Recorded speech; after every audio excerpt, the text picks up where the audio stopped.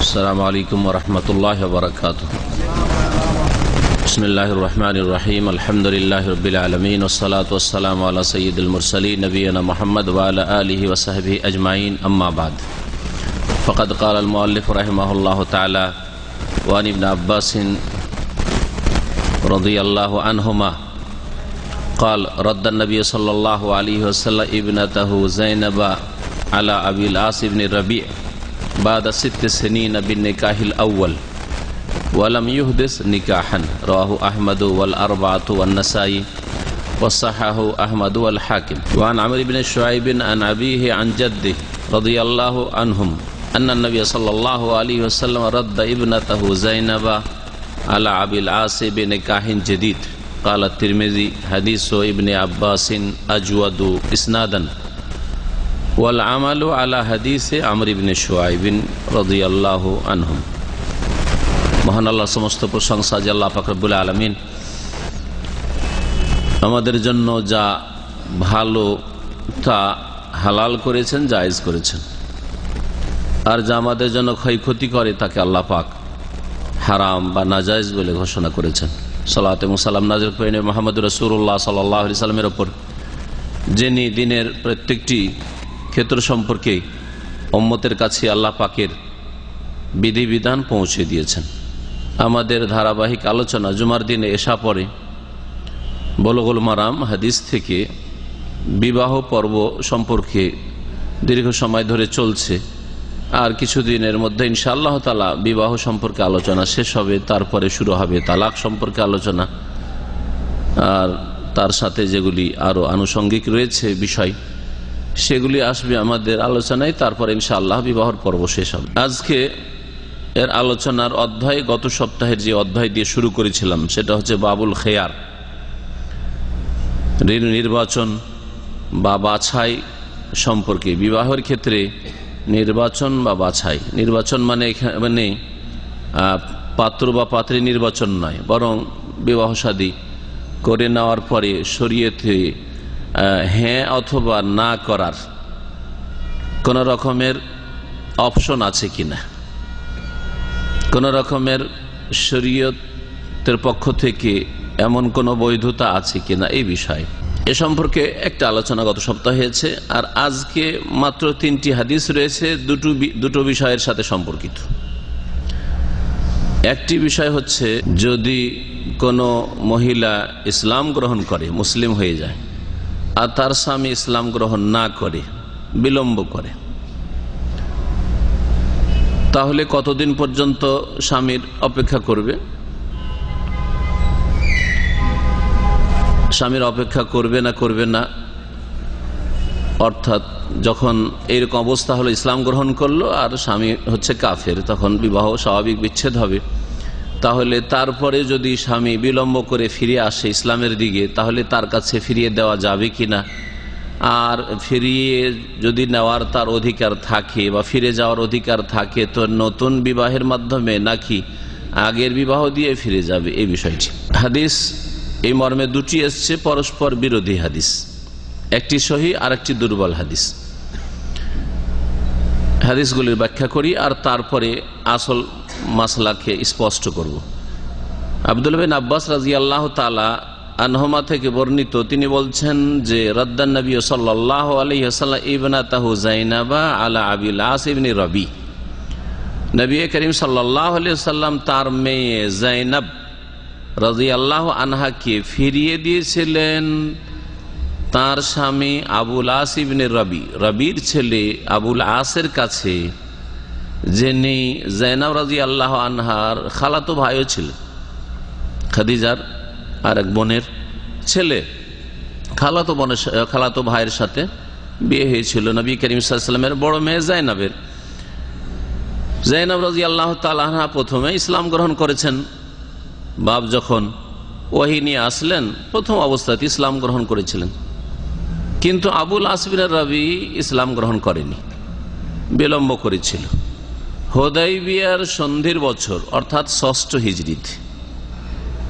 হিজরিতে ইসলাম গ্রহণ করে। ইসলাম যখন গ্রহণ করে এতদিন পর্যন্ত জাইনাব রাদিয়াল্লাহু তাআলা আনহা আর অন্য কোন জায়গায় বিবাহে বসেন নাই। তখন নবী করিম সাল্লাল্লাহু আলাইহি ওয়াসাল্লাম দেখলেন যে জামাই তো ইসলাম গ্রহণ করে ফিরে এসেছে ইসলামে, এখন আমার মেয়ে জামাইয়ের জন্য জায়েজ, তাই ফিরিয়ে দিয়েছিলেন, তার স্বামীকে ফিরিয়ে দিয়েছিলেন। এখন নতুন বিবাহের মাধ্যমে নাকি ওই আগের বিবাহে, এই মর্মে সহিহ হাদিসে রয়েছে বাদা সিত্তে সেনিন, 6 বছর পরে, মাঝখানে 6 বছর কোনো সম্পর্ক ছিল না। বিন্নিকাহিল আউয়াল, প্রথম বিবাহের মাধ্যমে, ওই আগের যে বিবাহ, জাহিলিয়াতের যুগের যে বিবাহ ছিল, সেই বিবাহের মাধ্যমেই নবী করিম সাল্লাল্লাহু আলাইহি ওয়াসাল্লাম নিজ মেয়েকে তার স্বামীর কাছে ফিরিয়ে দিয়েছিলেন, আবুল আসের কাছে রাদিয়াল্লাহু আনহু। আবুল আস পর ইসলাম গ্রহণ করেছিলেন। এই যে 6 বছর বলা হয়েছে, 6 বছরটা কোনখান থেকে কোনখান পর্যন্ত বোঝানো হয়েছে? এই হাদিসে যেটা বলা হয়েছে সেটা 6 বছর জাইনাব রাদিয়াল্লাহু আনহার হিজরতের সময় থেকে শুরু করে আবুল আস তার স্বামীর ইসলাম গ্রহণ করা পর্যন্ত সময়টাকে বোঝানো হয়েছে। এটা হচ্ছে 6 বছর, কারণ হিজরতের 6ষ্ঠ বছরে, 6ষ্ঠ হিজরিতে ইসলাম গ্রহণ করেন আবুল আস ইবনে রবি রাদিয়াল্লাহু তাআলা আনহু। তাহলে 6 বছর হচ্ছে মাঝখানে, তাই না?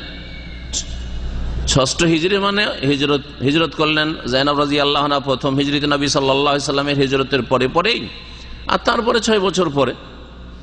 এই 6 বছরকে এখানে উল্লেখ করা হয়েছে। কিন্তু তাদের মাঝে পৃথকতা যে হয়েছিল, বিচ্ছিন্নতা হয়েছিল, ইসলাম গ্রহণ থেকে শুরু করে ফিরিয়ে দেওয়ার মাঝে 6 বছর নয়।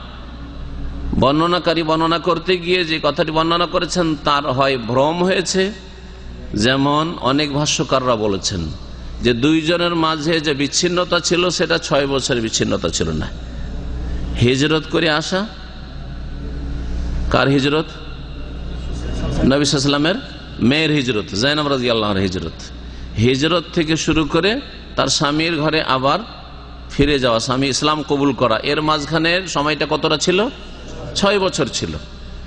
কিন্তু ইসলাম গ্রহণ করেছেন জাইনাব রাদিয়াল্লাহু আনহা প্রথম যুগে, তাহলে 6 বছরে আরো যদি 13 লাগান তো কত হয়ে যাবে? 19। 6ষ্ঠ হিজরি যদি ধরেন তো 5ই ধরেন তো 18 বছর। এই জন্য ভাষ্যকার উল্লেখ করেছেন যে 2 জনের মাঝে যে পৃথকতা, বিচ্ছিন্নতা ছিল ইসলাম গ্রহণ থেকে শুরু করে, স্ত্রীর ইসলাম গ্রহণ আর স্বামীর ইসলাম গ্রহণের মাঝখানে যে পিরিয়ডটা ছিল সেটা ছিল দীর্ঘ 18 বছর। 18 বছরের বিচ্ছিন্নতার পরে ইসলাম গ্রহণ করে নিয়েছেন জাইনাব রাদিয়াল্লাহু আনহা, তাই না? তারপরে স্বামীর সাথে সম্পর্ক নেই, ইসলাম গ্রহণ করেছে, ও কাফের হয়ে আছে।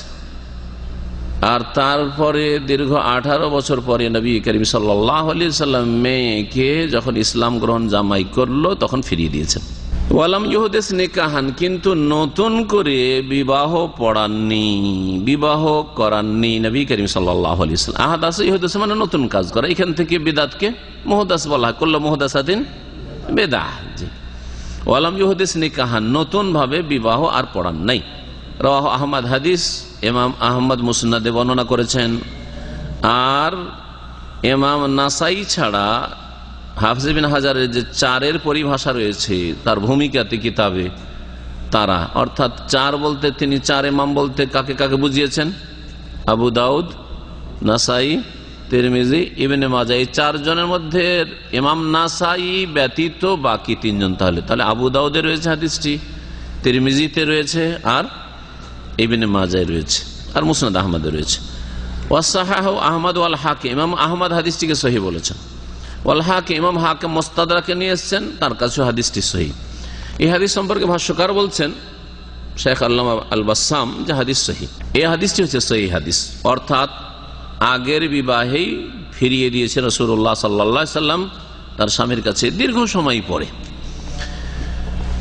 দ্বিতীয় হাদিসটি দেখেন, আমর ইবনে শুআইব থেকে বর্ণিত, তিনি বর্ণনা করছেন তার পিতা শুআইব থেকে, শুআইব তার দাদা থেকে, দাদার নাম আব্দুল্লাহ বিন আমর ইবনে আস, দাদা হচ্ছেন প্রখ্যাত সাহাবী আব্দুল্লাহ বিন আমর ইবনে আস রাদিয়াল্লাহু আনহু থেকে বর্ণিত। নবী করিম সাল্লাল্লাহু আলাইহি সাল্লাম সম্পর্কে বলছেন আব্দুল্লাহ বিন আমর ইবনে আস যে রাদ্দা ইবনাতাহু আন্না নবী সাল্লাল্লাহু রাদ্দা ইবনাতাহু যায়নাবাহ, নবী করিম সাল্লাল্লাহু আলাইহি ওয়াসাল্লাম তার মেয়ে যায়নাবকে ফিরিয়ে দিয়েছিলেন আবুল আসের কাছে, জামাইয়ের কাছে, বেনেকাহিন জাদিদিন, নতুন বিবাহের মাধ্যমে। কথা উল্টা হয়ে গেল, নতুন বিবাহ।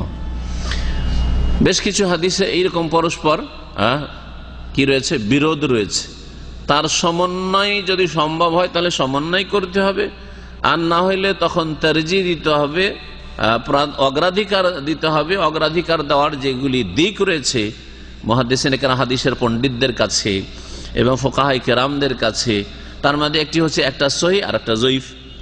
সুতরাং দুর্বল যেটি, দুর্বলের ওপর সবল যেটি সহিহ বলিষ্ঠ হাদিস, সেটাকে কি করতে হবে, প্রাধান্য দিতে হবে। যেমন আপনাদের কাছে যদি এখন একটা সংবাদ আসে যে অমুক জায়গায় দুর্ঘটনা ঘটেছে, একজন বলছে দুর্ঘটনায় লোক মারা গেছে, আর বলছেন লোকজন আহত হয়েছে, মারা যায়নি, খবর দুটি, তাহলে কি করবেন?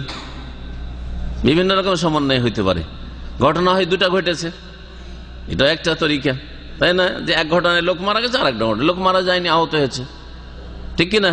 আমি বোঝানোর জন্য বলছি, কারণ হাদিসের অত গভীরভাবে আপনারা বুঝতে পারবেন না, কিন্তু এইগুলির দ্বারা আপনারা বুঝতে পারবেন যে সহিহ জয়ীফ যে হয়, অথবা সমন্বয়গুলো পরস্পর বিরোধী হাদিসে যে সমন্বয় করা হয়, তাতবিক দেওয়া হয়, এগুলির বিভিন্ন পদ্ধতি রয়েছে। আর একটা হতে পারে যে একটা খবর বিশ্বস্ত সূত্রে এসছে, সনদ মজবুত, বিশ্বস্ত ব্যক্তির মাধ্যমে খবর পেয়েছেন আপনি, আর একটা খবর একটু গুজবের মতো খানিকটা হয়েছে, আসলে ওইরকম হয়নি, মরেনি, কিন্তু পড়ে দেখেছে বেহুশ মানুষকে মারা গেছে, এইসব খবর দিয়ে দিচ্ছে, কথাটা আসলে সত্য নয়। হতে পারে না, পারে না, হইতে পারে এরকম। তো নবী করিম সাল্লাল্লাহু আলাইহি সাল্লাম তার মেয়েকে ফিরিয়ে দিয়েছিলেন, এই ঘটনা সত্য। এখন পুরাতন বিবাহের মাধ্যমে ফিরিয়ে দিয়েছেন না নতুন করে বিবাহের নবায়ন করেছিলেন, তাজদীদে নিকাহ করেছিলেন, এই মর্মে এই হাদিসে বলা হয়েছে বেনিকাহিন জাদিদিন, নতুন বিবাহের মাধ্যমে ফিরিয়ে দিয়েছিলেন।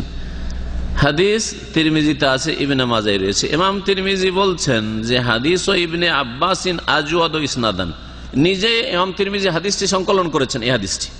আর তারপরে তিনি বলছেন যে আব্দুল্লাহ বিন আব্বাস রাদিয়াল্লাহু আনহুমার যে হাদিসটি রয়েছে ওটাও তিনি উল্লেখ করেছেন, আগের হাদিসটি, সেটা হচ্ছে সনদের দিক থেকে অতি উত্তম। জাইয়্যিদ থেকে ইসম তাফজিল হচ্ছে আজওয়াদ, অতি উত্তম। জাইয়্যিদ মানে উত্তম, তাই না? আর আজওয়াদ মানে অতি উত্তম।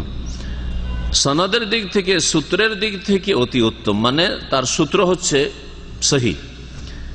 ওয়াল আমালু আলা হাদিস আমর ইবনে শুআয়ব, তবে আমল রয়েছে ফুকাহায়ে কেরামদের, মানে যে মতটি অধিকাংশ ফুকাহারা পোষণ করেছেন সেটা আমর ইবনে শুআয়বের হাদিসের ভিত্তিতে। তিনি যতটুকু বুঝেছেন বিষয়টাকে সেইভাবে তিনি ব্যাখ্যা করেছেন। বলছেন যে আমল করেছে লোকেরা অথবা ফুকাহারা কোন হাদিসের ওপর?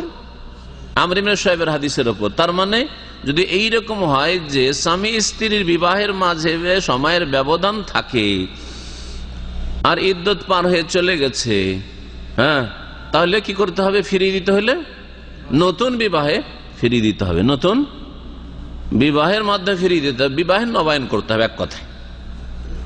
এটা হচ্ছে অধিকাংশ ফুকাহাদের আমল, কিন্তু সকলের আমল না। তার ইমাম তিরমিজি বলেছেন যে আমল যে রয়েছে আমর ইবনে শুআয়বের হাদিসের উপর, এটা যদি সকলের কথা বলা হয় তাহলে কথাটি ভুল, তথ্য তাহলে ভুল, বড় মানুষেরও ভুল হতে পারে। কখনো ভাববেন না যে উনি কেন ভুল করবেন। এত বড় বড় আইম্মা কেরামদের যদি ইজতিহাদে অথবা কথাটা নকল করতে গিয়ে সূক্ষ্মতায় ভুল থাকে, অথবা মত পোষণ করতে গিয়ে দলিলের ক্ষেত্রে ভুল থাকে, তাহলে আমাদের ভুল হওয়াটা স্বাভাবিক, স্বাভাবিক। সুতরাং আজকাল এক শ্রেণীর মানুষ রয়েছে, কি করে ভুল করতে পারে? দুইজনে সহি আকীদার লোক, দুটা মত কি করে হইতে পারে? অবশ্যই হইতে পারে। তিনি যেভাবে বুঝেছেন তিনি বলেছেন, আমি যেভাবে বুঝেছি আমি বলেছি, ঠিক না? আমি যেটাকে ঠিক বুঝেছি ঠিক বলেছি, অন্য লোক যেটাকে ঠিক বুঝেছে সেটাকে ঠিক বলেছে। যদি নয় যে সকল উম্মত এক মত হয়ে যাবে। আকীদার ক্ষেত্রে মৌলিক বিষয় ইখতিলাফ থাকলে বড় ধরনের সমস্যা, কিন্তু যদি মাসলা মাসাইল ইখতিলাফ থাকে আর সেটাও দৃষ্টিভঙ্গির পার্থক্য, দলিল বুঝতে গিয়ে বুঝার পার্থক্য, আর সকলে বোঝার চেষ্টা করেছে, তাহলে তাদের ওপর কোনো দোষ আরোপ করা যাবে না। কোনো দোষ করেনি, ভুল করলেও সে চেষ্টা করেছে। সে চেষ্টা করেছে, সে এক নেকি পেয়েছে, ভুল করলো, চেষ্টা করার, মেহনত করার, ইজতিহাদের। আর যদি সঠিক সিদ্ধান্তে পৌঁছিতে পারে তাহলে দ্বিগুণ নেকি পেয়েছে, ডবল নেকি পেয়েছে। যেমন নবী করিম সাল্লাল্লাহু আলাইহি ওয়াসাল্লামের এই মর্মে হাদিস রয়েছে। এই হাদিস সম্পর্কে ভাষ্যকার বলছেন যে আল হাদিসু যায়িফুন, এই হাদিসটি দুর্বল। বিবাহ নতুন করে পড়াইতে হবে এই মর্মে যে হাদিসটি আমর ইবনে শুআয়বের হাদিসটি হচ্ছে দুর্বল। বলছেন যে আমর ইবনে শুআয়ব থেকে বর্ণনাকারী হাজ্জাজ নামে এক ব্যক্তি রয়েছেন, আর হাজ্জাজ আমর ইবনে শুআয়ব থেকে শোনেননি, মাঝখানে আর একজন থেকে শুনেছেন, যার নাম উল্লেখ করেন নাই। তাহলে হাদিসে বিচ্ছিন্নতা হয়ে গেল না, হলো না? জি, ওই ব্যক্তির নাম মোহাম্মদ বিন ওবায়দুল্লাহ আর আজমি। হ্যাঁ, আর সেই ব্যক্তি দুর্বল। দেখা গেছে যে যার থেকে তিনি শুনেছেন সে দুর্বল, সুতরাং হাদিস দুর্বল। যদি অন্য সূত্রে জানতে পারি যে তিনি আমর ইবনে শুআয়ব থেকে শোনেননি, তো কার থেকে শুনেছেন? অন্য ব্যক্তি। যে ব্যক্তির কাছ থেকে শুনেছেন সেই ব্যক্তি দুর্বল ব্যক্তি, আস্থাভাজন না, তাহলে হাদিস দুর্বল হয়ে গেল। আর যদি তার হদিসই না পাই তা হাদিস বিচ্ছিন্ন, জানি না কি আছে না আছে ওখানে। তাই ভাষ্যকার বলছেন যে এই মর্মে সহিহ হাদিস হচ্ছে ওয়াল হাদিসু সহিহু আন্নান নবী সাল্লাল্লাহু আলাইহি ওয়াসাল্লাম আকাররাহুম আলা নিকাহিল আউয়ালি, নবী করিম সাল্লাল্লাহু আলাইহি ওয়াসাল্লাম তার মেয়ে আর জামাইকে তাদের বিবাহে সাব্যস্ত রেখেছিলেন প্রথম বিবাহের ভিত্তিতে, নতুন করে বিবাহ আর পড়ান নাই। এই ছিল দুটি হাদিস। এখন মাসলা মাসাইল বুঝার চেষ্টা করি এ বিষয়ে। আর এই হাদিসের সাথে সম্পর্কিত বেশ কিছু মাসাইল রয়েছে, ইনশাআল্লাহ তাআলা আমরা ওই মাসাইলগুলি আলোচনা করব, কারণ আজকে হাদিস আর একটি শুধু বাকি আছে। এই মাসলাটিকে প্রথম বুঝি। যায়নাব রাসূলুল্লাহ সাল্লাল্লাহু আলাইহি ওয়াসাল্লামের বড় মেয়ে, এটা বললাম। রাসূলুল্লাহ সাল্লাল্লাহু আলাইহি ওয়াসাল্লামের কয় মেয়ে ছিলেন? 4 মেয়ে ছিলেন। নাম কি? হ্যাঁ, যায়নাব। 2 নম্বরে মেজ মেয়ে কোনটি? রোকাইয়া, উম্মে কুলসুম না। 3 নম্বর উম্মে কুলসুম, আর 4 নম্বর হচ্ছে ফাতেমা রাদিয়াল্লাহু আনহা। এক শ্রেণীর মানুষ শুধু ফাতেমার নাম জানে আর বাকি জানে না, এটা বিদআতের লক্ষণ। ফাতেমাকে চেনে আর কাউকে চেনে না, বিদআতের লক্ষণ কিনা? আর এক শ্রেণীর মানুষ মা ফাতেমা বলে আর বাকিগুলোর মা না। যে মাই যদি হয় নবীর মেয়েরা, তাহলে সবগুলি মা যায়না বলবেন, মা রোকাইয়া বলবেন, মা উম্মে কুলসুম। শুনেছেন আমাদের মার্কেটে কোনোদিন দেশে? শোনেননি? আমাদের সেটা ফুটপাতিয়া ফেরিওয়ালাও মা ফাতেমার গান গায় আর গান চালায়, বিক্রি করে মা ফাতেমা। আর এরকম ফুটপাতিয়া বক্তারাও মা ফাতেমা মা ফাতেমার বক্তব্য করে, ঠিক কিনা? মা ফাতেমা। নবীর মেয়ে যদি ফাতেমা মা হয় তো তার মার নাম কি ছিল? তার মার নাম কি ছিল? খাদিজা। খাদিজা কি আপনার? হ্যাঁ, দাদি হয় তাহলে, ঠিক না? মায়ের মা নানি, মায়ের মা নানি, তো নানি বলবেন নানি খাদিজা, তো নানি খাদিজা কেন বলেন না? হ্যাঁ, কি বলছেন ওখানেও? মা খাদিজা। এ মা খাদিজাটা ঠিক আছে আবার, কারণ আল্লাহ পাক কোরআনে কারীমে সূরা আহজাব বলেছেন ওয়াজওয়াজুহু উম্মাহাতুহুম, নবীর বিবিগণ, নবীর পত্নীগণ, উম্মাহাতুহুম, হ্যাঁ, উম্মতে মুসলিম আর মুসলিম জাতির মা। তাহলে আপনি নবী সাল্লাল্লাহু আলাইহি ওয়াসাল্লামের স্ত্রীদেরকে মা বলবেন। কোরআনের শিক্ষা হচ্ছে, কোরআনী আকীদা হচ্ছে যে নবীর বিবিগণ হচ্ছেন আমাদের মা, উম্মাহাতুহুম। এই জন্য নবী সাল্লাল্লাহু আলাইহি ওয়াসাল্লামের তিরোধানের পরে, তার ইন্তেকালের পরে কোন সাহাবীর জন্য নবীর বিবিদেরকে বিবাহ করা জায়েজ ছিল না, কারণ মা। আপনার মাকে বিয়ে করা জায়েজ নয় আপনার বাপের ইন্তেকালের পরে। হ্যাঁ, ঠিক তেমনি রাসূলুল্লাহ সাল্লাল্লাহু আলাইহি ওয়াসাল্লাম বিবিগণকে বিবাহ করা, ওয়ালা আনতানকিহু আজওয়াজাহু মিন বাদিহি আবাদা।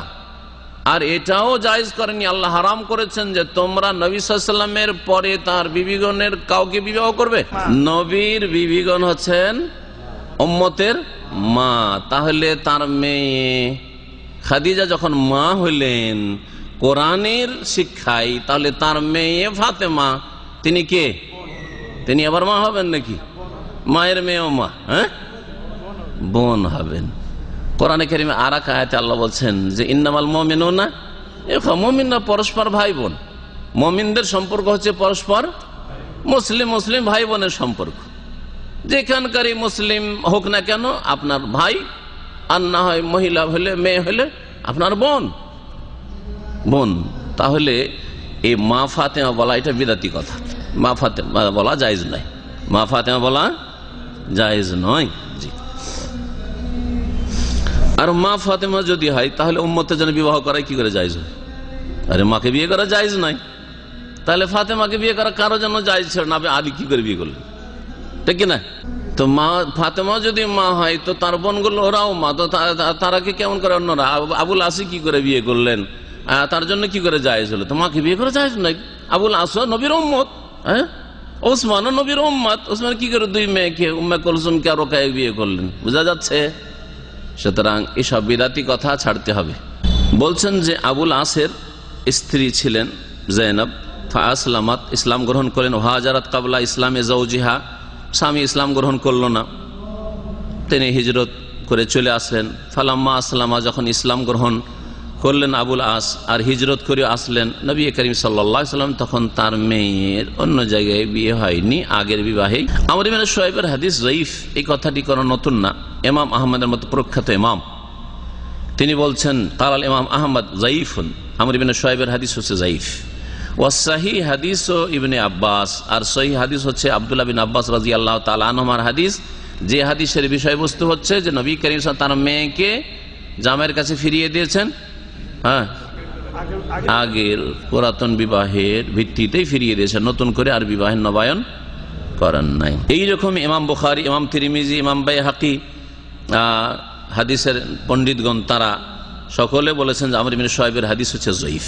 এক কথায় আমরা এই বিষয়টা আরো বলিষ্ঠ ভাবে আমরা জানতে পারলাম যে কি আমর ইবনে শুআইবের হাদিস, যে হাদিসের বিষয়বস্তু হচ্ছে যে বিবাহের নবায়ন করে ফিরিয়েছিলেন, সেই হাদিসটি সহিহ নয়, দুর্বল হাদিস। সুতরাং সেটাকে কি করে দিতে হবে? ছেড়ে দিতে হবে। আর কোনটাকে ধরতে হবে? যে হাদিসে রয়েছে যে আগের বিবাহে ফিরিয়ে দিয়েছেন রাসূলুল্লাহ সাল্লাল্লাহু আলাইহি ওয়াসাল্লাম।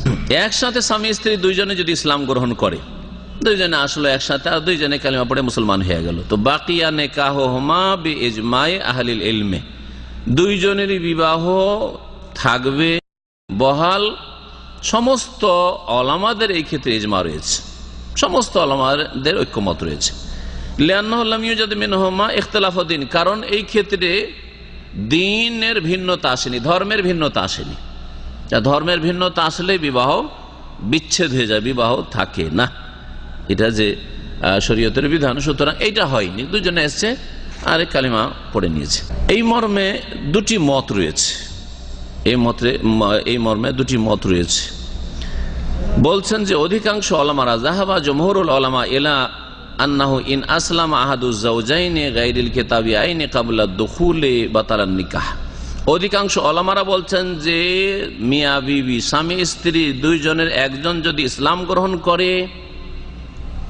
গ্রহণ করে দুইজনের পরস্পরের সাক্ষাতের, সহবাসের, মিলনের পূর্বে একজন ইসলাম গ্রহণ, সাথে সাথে নিকাহ বাতিল হয়ে যাবে, এটা অধিকাংশ ওলামাদের মত। ওয়া আন্নাল কিতাবিয়াতা ইযা আসলামাত, আর ইহুদি বা খ্রিস্টান মহিলা কিতাবী যদি ইসলাম গ্রহণ করে আর তার স্বামী যদি কাফের মুশরিক হয়, কিতাবী না হয়, মানে ইহুদিও না খ্রিস্টান না, আহলি কিতাব নয়,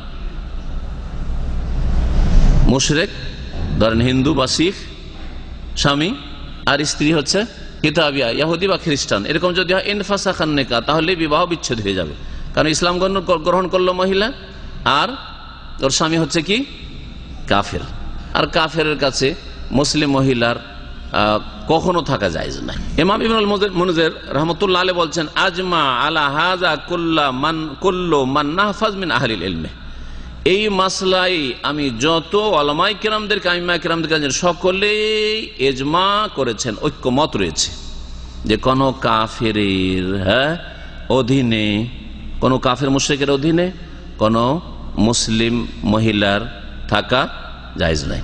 ওয়াম্মা ইযা আসলাম আহাদুজ যাওজাইনি গায়রাল কিতাবিয়াইনি ক্বাবলাল আউয়ালি ওয়া কানা বাদাদ দুখুল, বলছেন যে স্বামী স্ত্রী দুইজনের একজন যদি ইসলাম গ্রহণ করে আর দুইজনেই কিতাবী ছিল না ইসলামের পূর্বে, ইহুদি ছিল না, খ্রিস্টান ছিল না, হয় হিন্দু না হয় বুদ্ধিস্ট না হয় শিখ, অন্য এইরকম কোন ধর্মের, আর তাদের এর আগে মেলামেশা হয়েছে, সহবাস হয়েছে, ওকেফাল আমরু ইলা ইনকিদাইল ইদ্দাতে, ইদ্দত পর্যন্ত তাদের বিবাহ থাকবে এবং অপেক্ষা করা হবে।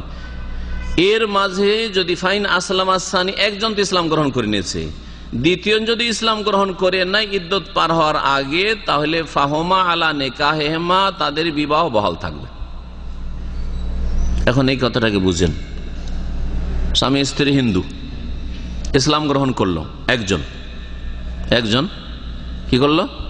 ইসলাম গ্রহণ করলো। পুরুষ হোক অথবা স্ত্রী হোক, স্বামী হোক অথবা স্ত্রী হোক, ইসলাম গ্রহণ করলো। ইসলাম গ্রহণ করার পরে তার একজন মুসলিম আর আরেকজন হচ্ছে কি কাফের মুশরিক। তাহলে মুশরিক স্বামীর কাছে যদি মহিলা ইসলাম গ্রহণ করে থাকে, তার কাছে থাকা জায়েজ নাই। এইরকমই এর বিপরীতে যদি হয়, ইসলাম গ্রহণ করেছে কে?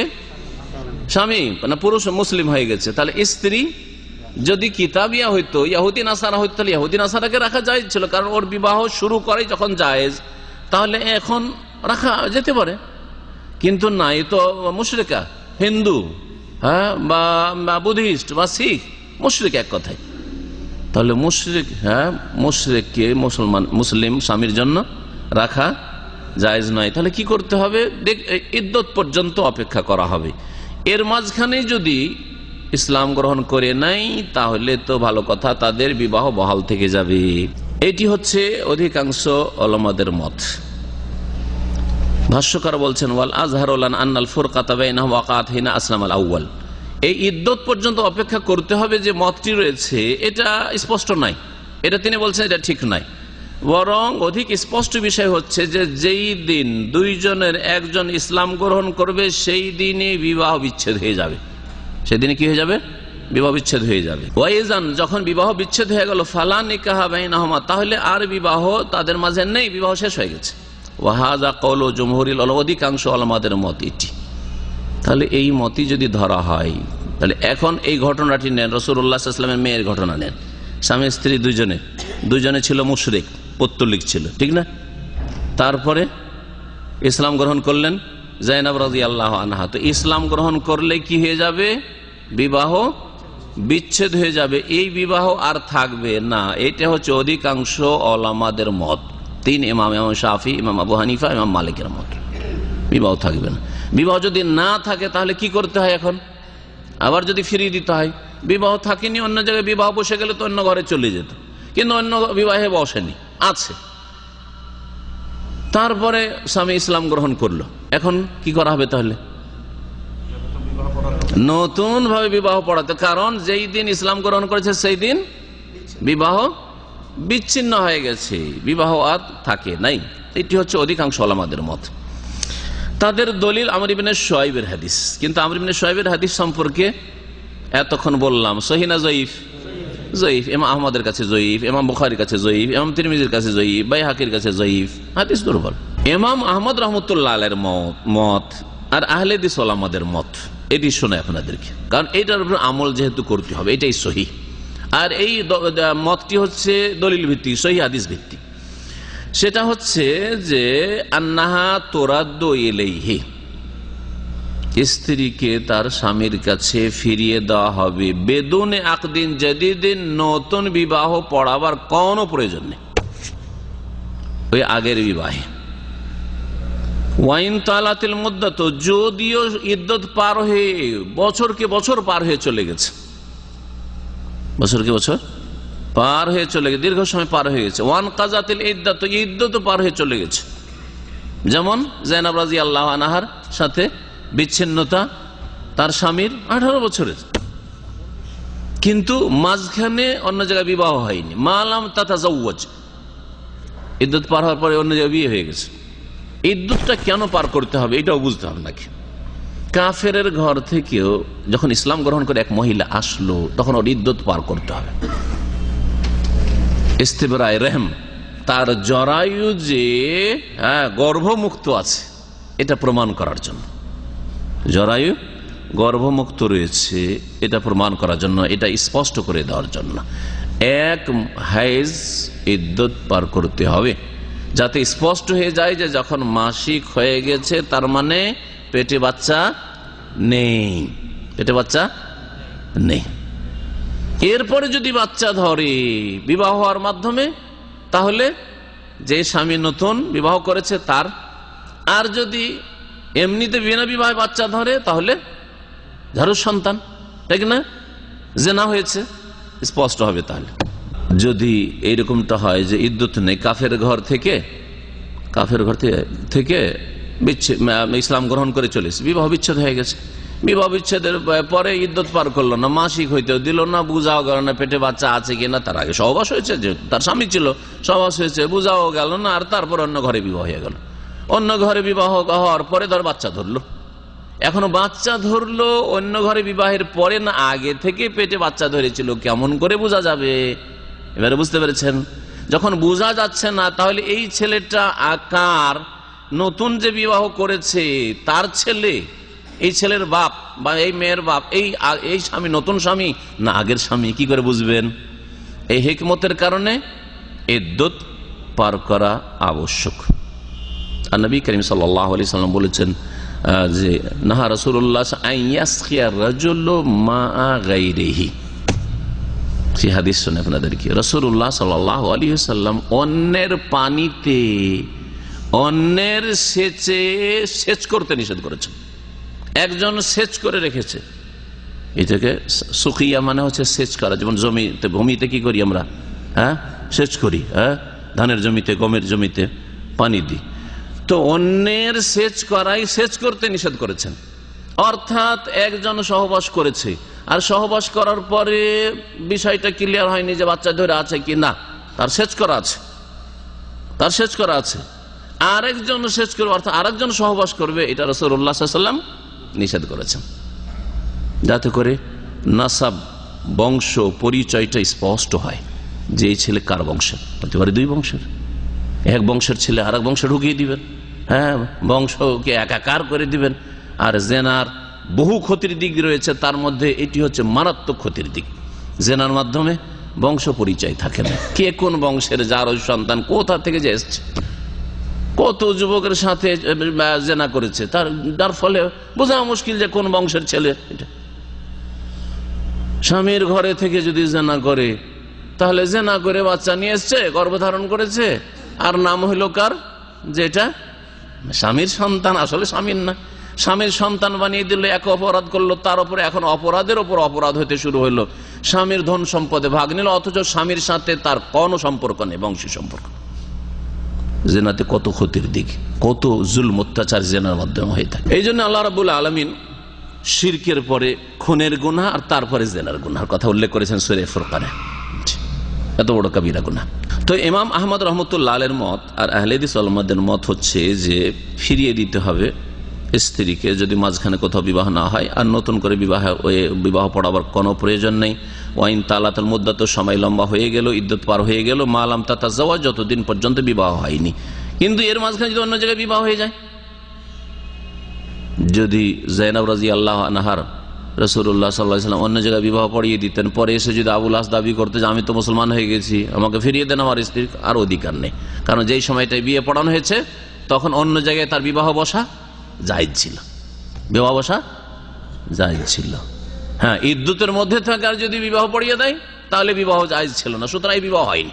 দলিল ইমাম আহমদের দলিল বা আহলে হাদিস ওলামাদের দলিল আব্দুল্লাহ বিন আব্বাসের হাদিস, যেটি প্রথম হাদিস পড়লেন, বলছেন যে কারণ আব্দুল্লাহ বিন আব্বাস রাদিয়াল্লাহু তাআলা বর্ণিত হাদিস, আন্নান নবী সাল্লাল্লাহু আলাইহি ওয়াসাল্লাম রাদ্দা ইবনাতাহু আলা আবিল আস ইবনে রাবি বাদা সিত্তাসাইন বিন নিকাহিল আউয়াল। নবী সাল্লাল্লাহু আলাইহি ওয়াসাল্লাম তার মেয়ে যায়েনবকে ফিরিয়ে দিয়েছেন তার স্বামী আবুল আসের কাছে 6 বছর পরে, আগের বিবাহেই। ওয়ালাম ইউহাদিস নিকাহ, নতুন করে আর বিবাহ পড়েন নাই। ইমাম ইবনে তাইমিয়া রাহমাতুল্লাহ আলাইহি বড় একজন গবেষক মুহাক্কিক ইমাম, আর তার সিদ্ধান্ত বড় একটা ওজন রাখে, মূল্য রাখে। তার মতটি শোনাই, বলছেন ওয়াখতারা শেখ তাকিউদ্দিন, শেখ তাকিউদ্দিন হচ্ছে উপাধি, লাকাব ইমাম ইবনে তাইমিয়া রাহমাতুল্লাহ আলাইহি। তো তিনি পছন্দ করেছেন বাকাউন নিকাহ বাইনাজ জাওজাইন, স্বামী স্ত্রীর মাঝে বিবাহ বহাল থাকা, ইজা আসলামাত কাবলাহু, যদি স্ত্রী স্বামীর আগে ইসলাম গ্রহণ করে নেয়, স্ত্রী স্বামীর আগে গ্রহণ করেছে। শাওন কানাল ইসলাম কাবলা দুখুল, এই ইসলাম সহবাসের আগেই হয়ে যাক, শুধু বিবাহ হয়েছে তারপরে সহবাস হয়নি, দেখা সাক্ষাৎ হয়নি, ইসলাম গ্রহণ করে নিয়েছে। আওবাদ, অথবা সহবাসের পরে ইসলাম গ্রহণ করুক, মালাম তানকে জাওজান গায়রা, যতক্ষণ পর্যন্ত অন্য স্বামীর ঘরে না গেছে। অন্য স্বামীর ঘরে যদি চলে যেত তাহলে আর অধিকার থাকতো না, কারণ অন্য স্বামী যে গ্রহণ করেছে বৈধ অবস্থায় গ্রহণ করেছে। ইমাম ইবনুল কাইয়িম রাহমাতুল্লাহ আলাইহি শেখুল ইসলাম ইবনে তাইমিয়া রাহমাতুল্লাহ আলাইহির বড় একজন ছাত্র এবং বড় একজন মুহাক্কিক এবং অনেক কিতাবের লেখক। তিনি এটি গবেষণামূলক কথা বলেছেন, খুব মূল্য রাখে। যে আগে প্রথম দিকে ফোকাহাদের একটা মত উল্লেখ করলাম যে যদি দুইজনের স্বামী স্ত্রী একসাথে ইসলাম গ্রহণ করে তাহলে তো বহাল থাকবে, আর যদি আগে পরে করে তাহলে বিবাহ বিচ্ছেদ হয়ে যাবে যে বলেছেন। তো বলছি এটি কথা আসলে ঠিক নাই, ঠিক নাই। কারণ নবী করিম সাল্লাল্লাহু আলাইহি ওয়াসাল্লামের যুগে অহরহ ইসলাম গ্রহণ করেছে, আর জরুরি না যে সকলে এসে একসাথে দুইজন কলেমা পড়ছে। আর একসাথে আসলেও একজনকে আগে হয়তো কলেমা পড়েছে আর একজনকে পরে কলেমা পড়েছে, এটিও তো আগে পরে হয়েছে না, হয় নাই? আর তারপরে অধিকাংশ ঘটনা এরকম হয়েছে হয়তো স্বামী ইসলাম গ্রহণ করেন, স্ত্রী রাজি নয়, চলে গেল 2-4-6 মাস 1 বছর, তারপর ইসলাম গ্রহণ করছে। অথবা মহিলা ইসলাম গ্রহণ করে নিয়েছে, স্বামী রাজি না ইসলাম গ্রহণ করবে না, তারপরে 2-4-6 মাস বছর পরে ইসলাম গ্রহণ করছে, এইরকমই হয়েছে। কিন্তু নবী করিম সাল্লাল্লাহু আলাইহি ওয়াসাল্লাম কখনো এরকম করে বিবাহ পড়াইতে বসেননি যে তোমাদের আগে পরে যেহেতু ইসলাম গ্রহণ হয়ে যায় সুতরাং বিবাহ, যদি থেকেছে অন্য জায়গায় বিবাহ না বসেছে তাহলে ফিরিয়ে দিয়েছে। এইটাই হয়েছে। যেমন জায়নাবের ঘটনা ঘটেছে ওই রকমই হয়েছে নবী সাল্লাল্লাহু আলাইহি ওয়াসাল্লাম অন্যান্য সাহাবী এবং সাহাবিয়াত সম্পর্কে।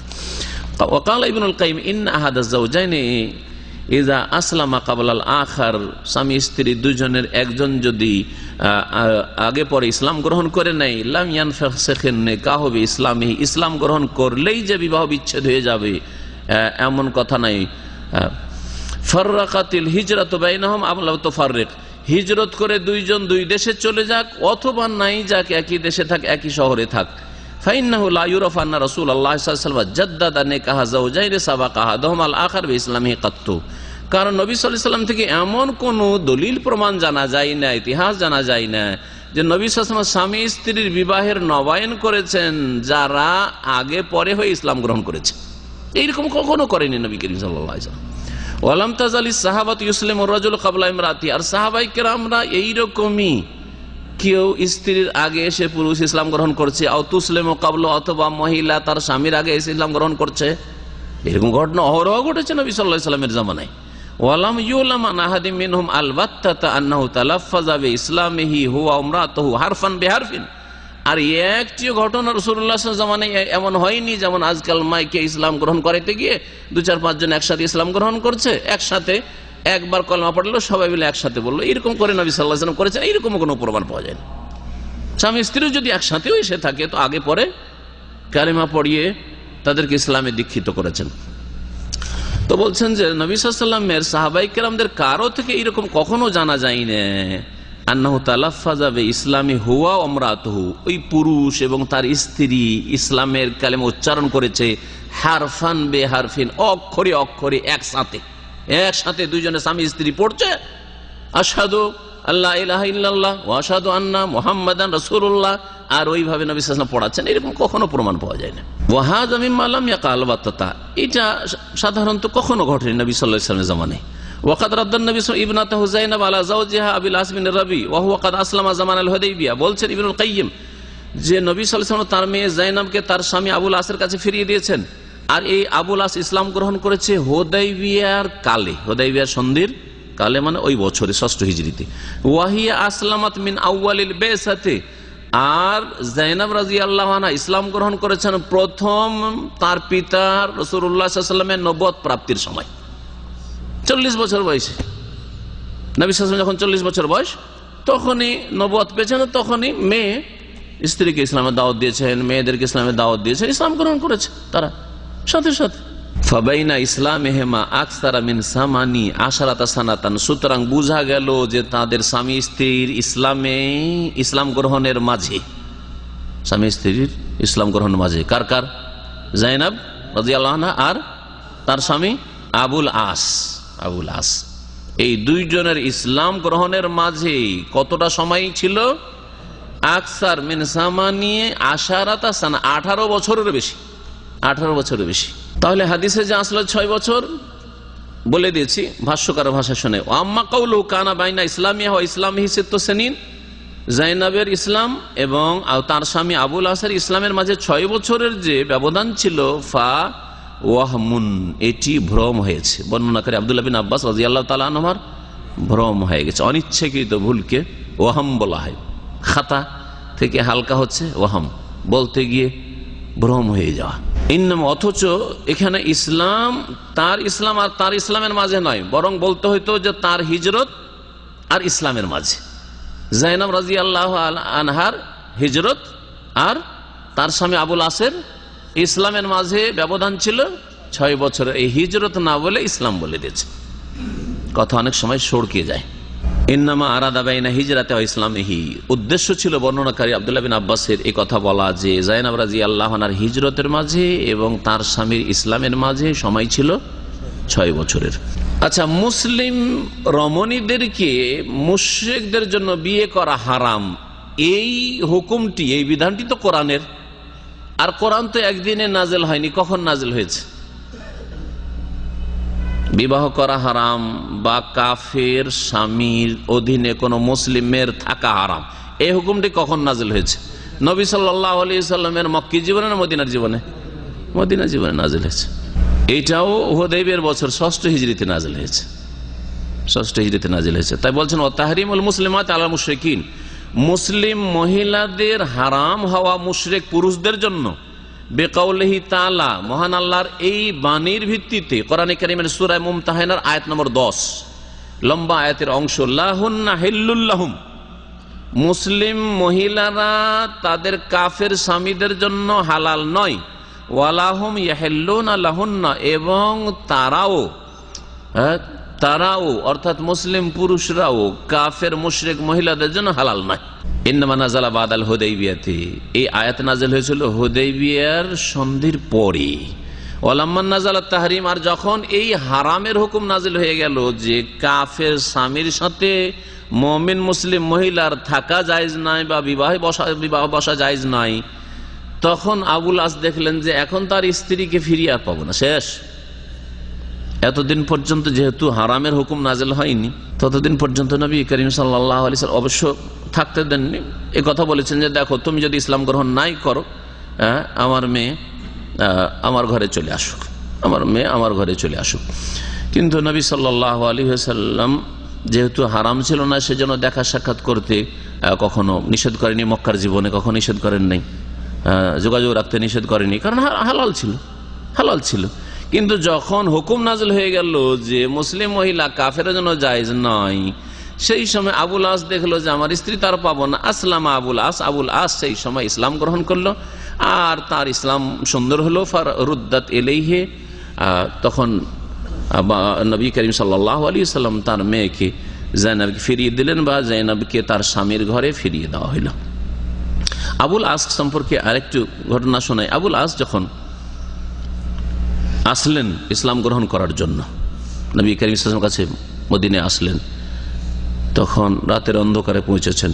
নবী করিম সাল্লাল্লাহু আলাইহি ওয়াসাল্লাম মেয়েকে বললেন যে দেখো, তাকে থাকার ব্যবস্থা দাও, কারণ আত্মীয় খালাতো ভাই, থাকার জায়গা দাও, কিন্তু লা তাকরাবি ইলাইহি, তুমি তার কাছে যেও না, তুমি তার নিকটবর্তী হবে না, কারণ এই সম্পর্ক হারাম, কাফের মুশরিকের সাথে সম্পর্ক হারাম। সুতরাং তুমি তার ঘরে যাবে না, তার নিকটে যাবে না।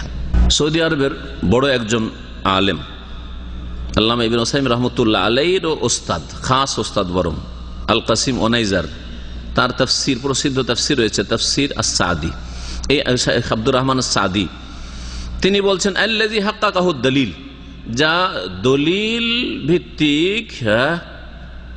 ভিত্তিক তাহকিকি কথা, মানে গবেষণামূলক কথা, তা হচ্ছে আন্নাহু ইযা আসলাম আহাদুজ যাওজাইন, স্বামী স্ত্রী দুইজনের একজন যদি ইসলাম গ্রহণ করে নেই, ওয়া তাখারা ইসলামুল আখার, দ্বিতীয় জন ইসলাম গ্রহণ করতে বিলম্ব, ফাইন আসলাম আল মুতাখাল্লিফু ফিল ইদ্দাতে, ইদ্দতের মাঝেই যদি ওই পিছিয়ে যাওয়া ব্যক্তি, ইসলাম গ্রহণ করতে বিলম্বকারী ব্যক্তি যদি ইসলাম গ্রহণ করে নেই, ফাহুমা আলা নিকাহিহিমা, তাহলে দুইজনের নিকাহ বিবাহ বহাল থাকবে। ওয়াইন ইনকাযাতিল ইদ্দাতু, আর যদি ইদ্দত পার হয়ে যায়, ইদ্দত পার হয়ে গেছে, তাহলে জাযা লিযাওজাতি আন তাতাযাওয়া, ইদ্দত যখন পার হয়ে গেছে, তাহলে এই কাফের স্বামীর আর অপেক্ষা করার কোনো প্রয়োজন নেই, ওই মহিলার জন্য জায়েজ অন্য কোন স্বামীর ঘরে বিবাহ বসে যাওয়া, বিবাহ করা জায়েজ। ফাইন লাম তাতাযাওয়াজ, বিবাহ না করে যদি থাকে যে আমি বিবাহ করব না, বা বিবাহ থেকে আসলো না, লাগলো না ওই রকম। ফাইলাম তাতাজাওয়াজ, ওই মহিলা মুসলিম মহিলা যদি বিবাহ না করে, ও আসলাম আযাওজু বাদা যালিকা, আর ইদ্দত পার হওয়ার অনেক পরেও যদি স্বামী আগের স্বামী, এখন তার স্বামী যদি স্বামী তো আছে কিন্তু ইদ্দত পার হয়ে গেছে, ইদ্দত পার হয়ে যাওয়ার পরে যদি ইসলাম গ্রহণ করে, ও আরাদাহা, আর ইচ্ছা করে যে আমি আমার স্ত্রীকে নিয়ে আসবো ঘরে, ওয়াখতারাথু, আর ওই মহিলাও যদি বাধা না দান করে, মনে করে যে ঠিক আছে আমারই যখন স্বামী ছিল আমিও ফিরে যাব, রুদ্দাত ইলাইহি বিগাইরি নিকাহিন, বিনা নতুন বিবাহে ফিরিয়ে দেওয়া হবে, আর বিবাহের নবায়ন করতে হবে না। তাহলে তার মতটি কোন দিকে গেল? ইমাম আহমদ এবং আহলে হাদিস ওলামাদের যে মতটি রয়েছে আব্দুল্লাহ বিন আব্বাস রাদিয়াল্লাহু তাআলা আনহুমার হাদিসের ভিত্তিতে, যে বিবাহের নবায়ন ছাড়াই নবী সাল্লাল্লাহু আলাইহি ওয়াসাল্লাম মেয়েকে ফিরিয়ে দিয়েছিলেন। কিন্তু অন্যান্য ফুকাহারা যেমন বললাম যে তারা বলছেন যে ইদ্দত পার হয়ে গেলে কি করতে হবে? বিবাহ নবায়ন করতে হবে। সৌদি আরবে সারা পৃথিবীর সবচেয়ে বড় ফিকহি একাডেমি রয়েছে, আল মাজমাউল ফিকহি আল ইসলামী। এখানে সিঙ্গাপুর থেকে একটি ফতোয়া এসেছিল, স্বামী স্ত্রীর ধর্ম ভিন্ন ভিন্ন হওয়া সম্পর্কে। মুসলিম মহিলারা সিঙ্গাপুরে কাফেরকে বিবাহ করে দিত, কাফের সাথে বিবাহ বসে যেত, অথবা কাফের মুশরিককে মুসলিম পুরুষরা বিবাহ করে রাখতো। এইরকম যেখানে কাফেরদের মেজরিটি রয়েছে, অমুসলিম মেজরিটি রয়েছে, সেখানে এই ধরনের, আর বিশেষ করে অবাধ মেলামেশা থাকলে, এক কলকারখানায় কাজ করে, অবাধ মেলামেশা দেখা সাক্ষাৎ করে, আর সেখানে এইরকম হওয়াটা স্বাভাবিক। এই জন্যই কাফেরদের পরিবেশে, অমুসলিম পরিবেশে মুসলিমদের বসবাস করতে নিষেধ করেছেন রাসূলুল্লাহ সাল্লাল্লাহু আলাইহি ওয়াসাল্লাম, নিষেধ করেছেন। বড় ঝুঁকি আজকাল যে সহশিক্ষা, আজকাল মুসলিম মেয়ে কাফেরের সাথে বেরিয়ে চলে যাচ্ছে, দেখবেন এর পিছনে সহশিক্ষা কারণ। মুসলিম দেশেও বেরিয়ে চলে যাচ্ছে, কেন? সহশিক্ষার কারণ। একসাথে পড়াশোনা করতো, প্রেম ভালোবাসা জন্মে গেছে, লাইন করার সুযোগ পেয়ে গেছে, ছেলেকে ভালো লেগেছে মেয়েকে, মেয়েকে ভালো লেগেছে ও ছেলেকে, বেরিয়ে পালিয়ে গেল, না বাপ না ইসলাম না দিন কিচ্ছু না, বেরিয়ে চলে গেল, মুসলিম মেয়ে বেরিয়ে চলে যাচ্ছে। এই জন্য সহশিক্ষা মুসলিমের জন্য জায়েজই নয়, যুবক যুবতীর সহশিক্ষা প্রতিষ্ঠান জায়েজ না, আর সহশিক্ষায় মেয়েদেরকে পড়ানো জায়েজই নয়, ছেলেদেরও জায়েজ নয়। কিন্তু মেয়েদের বিষয়টি আরো রিস্কি, ঈমানের খাতরা রয়েছে। ছেলেদের ক্ষেত্রেও সম্ভাবনা রয়েছে মুরতাদ হয়ে যাওয়ার, কিন্তু মেয়েদের ক্ষেত্রে মুরতাদ হওয়ার সম্ভাবনা, মুরতাদ হওয়াই নিশ্চিত, কারণ স্ত্রী স্বামীর কাছে কমজোর। আর আমাকে এক ভাই কিছুদিন আগের ঘটনা শোনালো, পুরাতন ঢাকায় এক মুসলিম মেয়ে হিন্দুকে বিয়ে করে, হিন্দু মানে কট্টর হিন্দু হয়ে পূজা পাঠ করে আর সিঁদুর লাগিয়ে থাকে, কট্টর হিন্দু, শুধু নামে না যে হিন্দুকে বিয়ে করা আছে, পাক্কা হিন্দু, সকাল সন্ধ্যা পূজা করে। আমাকে এখানকার এক ভাই শোনালো, কয়েকদিন আগে শোনালো, একমাত্র সহশিক্ষার কারণে। একসাথে কলেজে লেখাপড়া করতো, সেখান থেকে উদাও। এই জন্য এই সহশিক্ষা জায়েজ না কোনো মুসলিমের জন্য। আল্লাহ পাক আপনাদের সকলকে বাঁচিয়ে রাখেন, আর সকল মুসলিমকে বেঁচে থাকার তৌফিক দান করেন, আর মুসলিম কর্মকর্তাদেরকে আল্লাহ পাক হেদায়েত দান করেন, সহি পথে নিয়ে আসেন, সহশিক্ষাকে যেন তারা দূর করতে পারে। আল্লাহ পাক তাদেরকে যেন এই মন মেজাজ দান করেন, ঈমান দান করেন, আল্লাহর ভয়ভীতি তাদের অন্তরে যেন পয়দা হয়, আর মুসলিম মেয়েদেরকে বা মুসলিম ছেলেদেরকে জাহান্নামের দিকে এই সহশিক্ষার মাধ্যমে যেন না ঠেলে দেয়। তো সিঙ্গাপুরে এইরকমটাই হয়তো, তখন সেখান থেকে ফতুয়া এসেছিল এখানে ফতুয়া বোর্ডে জিজ্ঞাসার জন্য।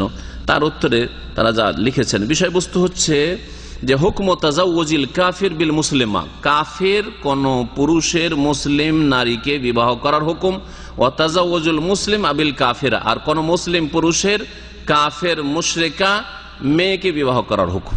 এরকম কি? এই মর্মে বলছেন যে ফাইনাল মাজলিসা ইউকাররিরু বিল ইজমা মায়ালি, ফিকহি একাডেমি যার হেড অফিস মক্কাতুল মুকাররমায় এক মত হয়ে যে ফতুয়া দিয়েছেন, যে ফতুয়া পাশ করেছেন, তা হচ্ছে প্রথমত আন্না তাজাওয়াজাল কাফির লিল মুসলিমাতি হারাম, কোন কাফের পুরুষের জন্য মুসলিম মেয়ের বিবাহ হারাম।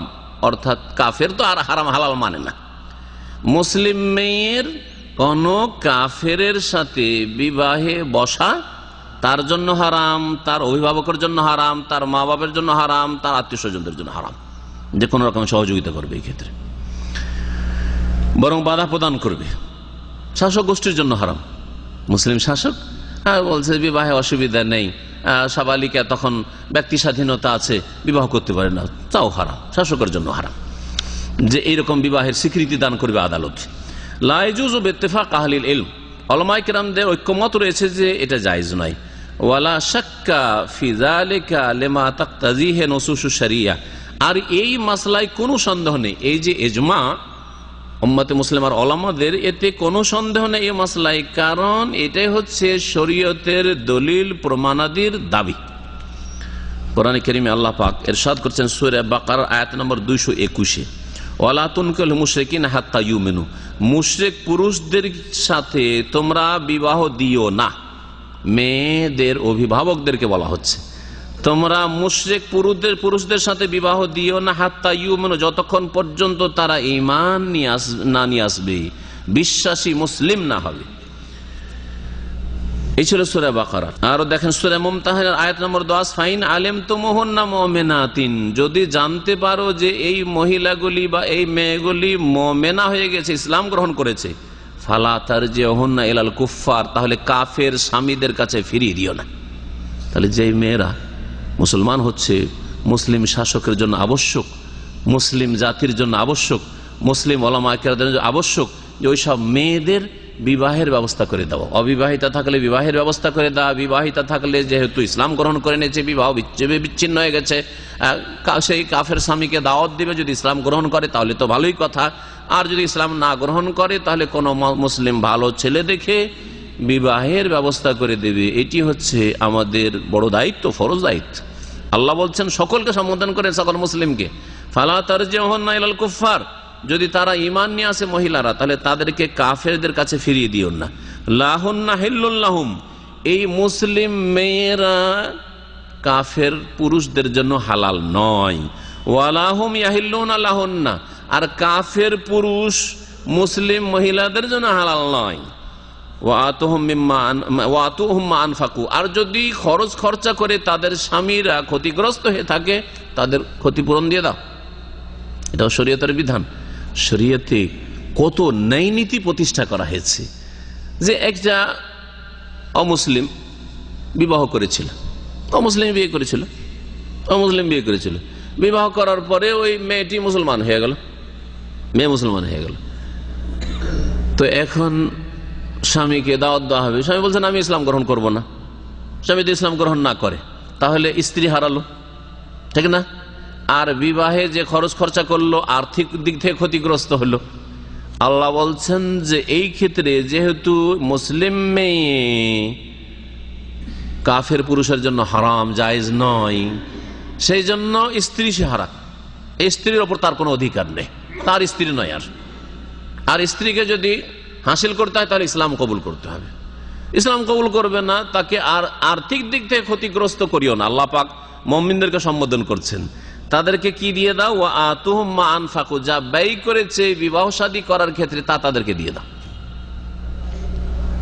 তাহলে মুসলিম শাসকরা দেবে, যদি ইসলামিক শাসন থাকে তাহলে।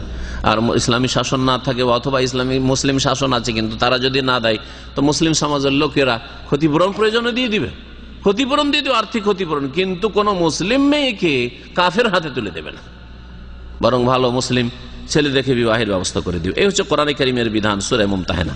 এইরকমই দ্বিতীয়ত, এই সিঙ্গাপুরে যে ফতোয়া লিখে পাঠানো হয়েছিল মক্কাতুল মুকাররমা থেকে, তাতে বলা হয়েছে যে সানিয়ান, দ্বিতীয়ত, ওয়া কাযা আলাইকা আল মুসলিম লা ইয়াহিলু নিকাহ মুশরিকাতিন, এইরকমই কোন মুসলিম পুরুষের জন্য, যুবকের জন্য কোন মুশরিকা রমণীকে, মুশরিকা কাফেরা মহিলাকে বিয়ে করা জায়েজ নয়। অনেকে আজকাল ভারতে একটা ফ্যাশন শুরু হয়েছে হিন্দু বিয়ে করার। কলেজ ইউনিভার্সিটিতে পড়াশোনা করে টেস্ট বদলাতে চায়, যে সবাই তো মুসলিমই বিয়ে করছে, আমি হিন্দু বিয়ে করি। হিন্দু বিয়ে করার একটা ফ্যাশন শুরু হয়েছে। মেডিকেল পড়াশোনা করে, আলিগড় বিশ্ববিদ্যালয়ে পড়াশোনা করে, হিন্দু বিয়ে করে। ভারতের সৌদি আরবে আজকের থেকে 15-20 বছর আগে যে রাষ্ট্রদূত ছিল, হিন্দু বিয়ে করেছে, হায়দ্রাবাদ বাড়ি ওই লোকের। আর সে হিন্দু বিয়ে করেছে, হিন্দু বিয়ে করে 2 ছেলে হয়েছে। 2 ছেলের নাম বলছে, ছেলে তো ভাগাভাগি, কোনো ভাগাভাগি। প্রথম কথা, বিয়েই জায়েজ না। আর কিতাবিয়াকে বিয়ে জায়েজ, তারপরেও কিতাবিয়ার ছেলে মেয়েতে কোনো অধিকার নেই। ছেলে মেয়ে কার হবে? স্বামীর বাপের হবে, মুসলিমের হবে, মুসলিমের হবে। পুরুষ মুসলিম আসছে বিষয়গুলি এইখানেই, সুতরাং আর লম্বা করছি না। মুসলিম মহিলার জন্য মুশরিক স্বামীও জায়েজ নয়, আর ইহুদি নাসারা আহলি কিতাব স্বামীও জায়েজ নয়। এই মাসলা জানা আছে কিনা জেনে নেন, না জানা থাকলে। জি। আর মুসলিম পুরুষের জন্য মুশরিক মহিলা জায়েজ নয়, কিন্তু যদি মুসলিম না বিয়ে করে কিতাবিয়া বিয়ে করতে চায় মহিলা, মুসলিম পুরুষ যদি আহলি কিতাব ইহুদি নাসারাদের সতী সাধ্বী বিয়ে করতে, আজকাল সতী সাধ্বী পাওয়াই মুশকিল, প্রথম কথা এই শর্ত আল্লাহ লাগিয়েছেন। সতী সাধ্বী যদি ইহুদি নাসারা মেয়ে বিয়ে করতে চায় তো জায়েজ রয়েছে কারাহাতের সাথে। অনেক ওলামারা বলেছেন অপছন্দনীয়, যদি পারে তাহলে করবে না। মুসলিম মহিলা বিয়ে করতে বেশি খরচ হচ্ছে, হয়তো বিয়ে করতে পারবে, তাহলে তার জন্য ইহুদি এবং নাসারাদের মেয়ে বিবাহ করা জায়েজ নাই। আর ছেলে মেয়ে যা হবে পুরুষের সাথে সম্পৃক্ত হবে, সেই জন্য পুরুষ মুসলিমের জন্য কিতাব বিয়ে করা জায়েজ। পক্ষান্তরে কোন মুসলিম মহিলার কোন কাফের পুরুষকে, কিতাবে ইহুদি নাসারা পুরুষকে বিবাহ করা কেন জায়েজ নাই? কারণ ছেলে বাপের সাথে সম্পৃক্ত হলে ছেলে কি হয়ে যাবে? মুসলিম মায়ের পেট থেকে ভূমিষ্ঠ হয়ে ইহুদি নাসারা হয়ে যাবে, যেটা জায়েজ নাই। এই হিকমতের জন্য কোন মুসলিম মহিলার কোন রকমের কাফের সাথে বিয়ে জায়েজ নাই, একমাত্র মুসলিম হইতে হবে। তাই বলছেন যে এই রকমের কোন মুসলিমের জন্য জায়েজ না যে মুশরিকা মহিলাকে বিয়ে করবে। কারণ আল্লাহ কি বলছেন, ওয়ালা তানকিহুল মুশরিকাতি হাত্তা ইউমিননা, সূরা বাকারা 221 নম্বর আয়াতের একটা অংশ হচ্ছে, হে মুসলিম পুরুষরা তোমরা মুশরিক মহিলাদেরকে বিয়ে করিও না যতক্ষণ পর্যন্ত তারা ঈমান না নিয়ে আসে। আর আল্লাহ পাক সূরা মুমতাহানা আয়াত নম্বর 10 একটা অংশ বলছেন, ওয়ালা তুমসিকু বিইসামিল কাওয়াফিরি, কুফরীর বন্ধনেই তোমরা তোমাদের স্ত্রীদেরকে রেখে দিও না। মানে তোমাদের স্ত্রীরা যদি ইসলাম গ্রহণ না করে তাহলে কুফরীর অবস্থায় রয়েছে, এই অবস্থায় বিবাহ বন্ধনে তোমরা রেখে দিও না, বিবাহ রাখা যাবে না এইভাবে কাফের স্ত্রীকে। এই আল্লাহ পাক বলেছেন। এই জন্য ওমর রাদিয়াল্লাহু তাআলা আনহু ইসলাম যখন গ্রহণ করলেন তখন তার দুই স্ত্রী ছিল, দুইজনকে ইসলামের দাওয়াত দেওয়া হলো, কেউ ইসলাম গ্রহণ করলো না। ওমরের মতো লোক, সুবহানাল্লাহ, আমিরুল মুমিনিন পরে হইলেন, ইসলাম গ্রহণ করলেন তিনি খুব শক্ত ছিলেন তার কুফরির ওপর, কিন্তু আল্লাহ যখন অন্তরে দিয়ে দিলেন ইসলাম, আর আল্লাহ পাকের খাস তৌফিক হলো, রহমত হলো, তিনি ইসলাম গ্রহণ করলেন। দুই মুশরিক মহিলা অস্বীকার করলো, আমরা ইসলাম গ্রহণ করব না। বলছেন ভাষ্যকার, ওয়াকাদ তাল্লাকা ওমর, ওমর রাদিয়াল্লাহু তাআলা তখন তার দুই স্ত্রীকে তালাক দিয়ে ইমরাতাইনি লাহু কানাতা মুশরিকাতাইনি, দুই মুশরিক মহিলাকে তালাক দিয়ে দিলেন। লাম্মা নাযালাত হাযিহিল আয়া, যখন এই আয়াত নাযিল হলো, ওয়ালা তুমসিকু বিইসামিল কাওয়াফির, সূরা মুমতাহানা আয়াত নম্বর 10, যে তোমরা কাফের মহিলাদেরকে তাদের কুফরির অবস্থায় বিবাহ বন্ধনে আবদ্ধ রাখিও না, বিবাহ বন্ধনে রাখা চলবে না। ইমাম ইবনে কুদামা রাহমাতুল্লাহ আলাইহি তার প্রসিদ্ধ ফিকহের কিতাব আল মুগনিতে বলেছেন, আন্নাহু লা খিলাফ ফি তাহরিমি নিসাইল কুফার গায়রি আহলিল কিতাব আল মুসলিম, কোন মুসলিম পুরুষের জন্য কিতাবিয়া ছাড়া অন্য কোন কাফের মহিলাদেরকে বিবাহ করা অথবা বিবাহ বন্ধনে রাখা যে হারাম, এতে কোনো দ্বিমত নেই, সকল উম্মতের ঐক্যমত রয়েছে। আম্মান নিসাল মুহসানাত মিন আহলিল কিতাব, যদি আহলি কিতাবদের, আহলি কিতাব বলতে কারাকে বোঝানো হয়েছে? যাদের দাবি যে আমরা অমুক নবীর উম্মত আর অমুক নবীর কাছে কোনো কিতাব এসেছিল, যেমন ইহুদিদের দাবি যে আমরা মুসা আলাইহিস সালামের উম্মত, খ্রিস্টানদের দাবি যে আমরা ঈসা আলাইহিস সালামের উম্মত। এরা বিকৃত ধর্ম পালন করে, এরা আসলে মুসার উম্মত না আর ঈসার উম্মত না।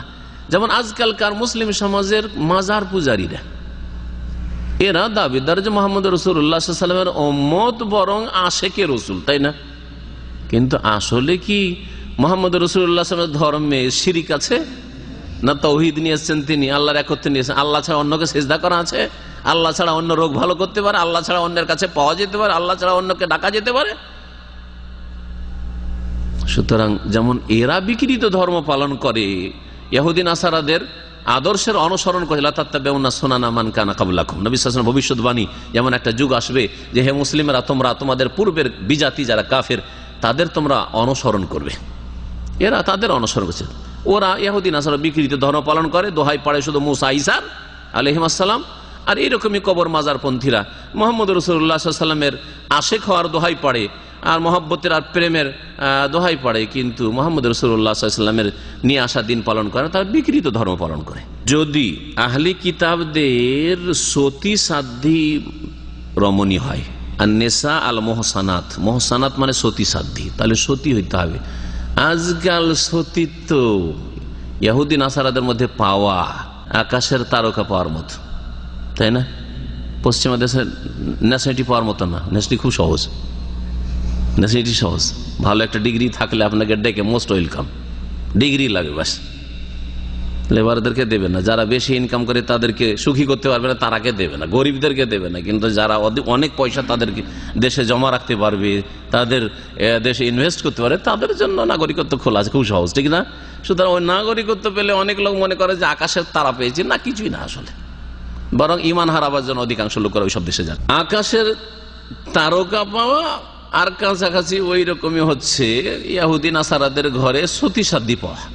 জি, অবাধ মেলামেশা নেই, পর্দা আছে, হেজাব আছে, আর বাড়িতে কোনো অপর পুরুষ যুবকরা ঢুকে না যুবতীদের কাছে, একসাথে লেখাপড়া করেন না, এরকম তাদের পাওয়াই মুশকিল। যখন মুশকিল তাহলে এই শর্তই নেই, তাহলে মুসলিমের জন্য এইরকম ইহুদি খ্রিস্টান মেয়ে বিয়ে করা যায় যা যে সতী সাধ্যী মোহসানা। ফায়াজুজু লিল মুসলিম আন ইয়ানকিহুন্না লাম ইখতালিফুল উলামা ফি যালিকা, মুসলিম পুরুষের জন্য ইহুদি খ্রিস্টান মেয়েদেরকে বিবাহ করা জায়েজ, এই ক্ষেত্রে উলামাদের কোনো ইখতিলাফ নেই। হানাফি, শাফিঈ, মালিকি, হাম্বলি, আহলে হাদিস সকলে বলছেন জায়েজ রয়েছে, কিন্তু সতী হইতে হবে। ওয়াল আউলা লিল মুসলিম, ভাষ্যকার বলছেন তবে মুসলিমের জন্য উত্তম হচ্ছে আদামু তাজাওয়ুজিহি মিনাল কিতাবিয়্যা, মুসলিম পুরুষের জন্য উত্তম হচ্ছে ইহুদি নাসারাদের মেয়েদেরকে বিবাহ না করা। মা ওজুদিল হুররাতিল মুসলিমা, যদি মুসলিম মেয়ে পায়, মুসলিম মেয়ে পাচ্ছে, এমনও তো সময় হতে পারে যে মুসলিম মেয়ে পাওয়া যাচ্ছে না, কিন্তু আলহামদুলিল্লাহ এখন মেয়েদেরই সংখ্যা বেশি, তাই না? কিন্তু যদি কখনো এরকম হয়, অথবা মুসলিম মেয়ে পাওয়া যাচ্ছে কিন্তু তার কাছে মুসলিম মেয়ে বিবাহ করার জন্য বেশি খরচ, আরব দেশে যেমন লাখ লাখ টাকা লাগে বিয়ে করতে, ওই রকম যদি বাংলাদেশে শুরু হয়ে যায়, আর গরিব মানুষ বেচারা বিয়েই করতে পারছে না, একটা মুসলিম মেয়ে বিয়ে করলে 10 লাখ টাকা মোহর দিতে হবে, এরকম যদি শুরু হয়ে যায় আরব দেশের মতো, তাহলে মুশকিল হয়ে যাবে কিনা? তখন সতী সাধ্যী আহলে কিতাব ইহুদি নাসারার মেয়ে বিয়ে করা চলবে। এই জন্য বলছেন যে উত্তম হচ্ছে মুসলিম মেয়ে বিয়ে করা, এতে আপনার ছেলে মেয়েদের ক্ষেত্রে ঝুঁকিতে থাকবেন না যে কি জানি, আর মায়ের দিকে যাওয়ার সম্ভাবনা বেশি। যাদের ছেলে মেয়ে আছে, দুজনের স্বামী স্ত্রীতে একটু তর্ক করিয়েন কোন একটা বিষয়, এমনি এমনি শুধু, হয়তো ভিতরে ঝগড়া নেই, আসল ঝগড়া নেই, এমনি করিয়েন, দুইজন দুই মত, দেখেন যে ছেলে মেয়ে কার সাপোর্টে যায়। ছোট ছোট বাচ্চা কোন দিকে যায়? আপনি বলেন যে আমি বিয়ে করবো আর একটা, আর আপনার স্ত্রী বলছে না বিয়ে করতে দেব না, তো ওই ছেলেকে এখন বলেন যে বাবু আর একটা তোমার আম্মু নিয়ে আসবো, বলেন দেখি, আর ওর আম্মু বলছে না তুই না বল, দেখেন কোনটা, আর আপনি বলছেন হ্যাঁ বল, পরীক্ষা করিনি শুধু, তাহলে বুঝতে পারবেন। এগুলো পরীক্ষা কেউ করেছেন?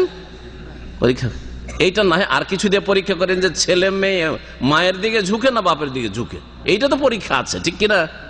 এই পরীক্ষা করা আছে, ঠিক কিনা? তাহলে বোঝা যাচ্ছে যে ধর্মের ক্ষেত্রেও মায়ের দিকে ঝুঁকে যাবে, ধর্মের ক্ষেত্রেও মায়ের দিকে ঝুঁকে যাবে। তাহলে শাইখুল ইসলাম ইবনে তাইমিয়া রাহিমাহুল্লাহ, ইমাম ইবনে তাইমিয়া রাহমাতুল্লাহ আলাইহি, শাইখুল ইসলাম বলছেন ইয়াকরাহু তাজাওয়ুজুহুন্না মা ওজুদিল হারাইরিল মুসলিমাত, মুসলিম স্বাধীন মেয়েদেরকে বিয়ে করতে যদি পারে আর পাওয়া যায়, পর্যাপ্ত পরিমাণে মুসলিম মেয়ে পাওয়া যাচ্ছে, তাহলে ইহুদি নাসারাদের সতী সাধ্যী মেয়েকেও বিবাহ করা মাকরুহ।